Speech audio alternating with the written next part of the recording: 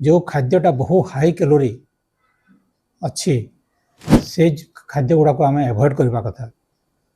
Spicy food मे और may not, किंतु yes जोटा कैलोरी अच्छी जो खाद्य बहुत कैलोरी अच्छी से खाद्य गुड़ाक एवॉइड करने कथा। कहीं से खाद्य खाइले मोटापण बढ़। फास्ट फूड जमती junk food, fast food, fried food एगुड़ाकर डेफिनेटली बॉडी उपरे नेगेटिव इम्पैक्ट अच्छी आ फर्टिलिटी उपरे भी इम्पैक्ट अच्छी।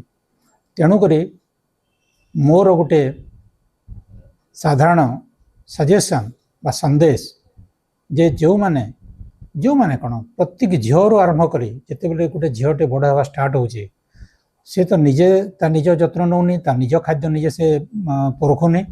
तो पेरेंट्स भी देखा कथा जो कौ खाद्य आम झील को देवा कथा, कौ खाद्य खाइले से मोटा हेनी, सो दैट तार लाइफस्टाइलटा ठीक हिसाब से रहिबो, तार बॉडी फिजिकटा ठीक हिसाब से रहिबो।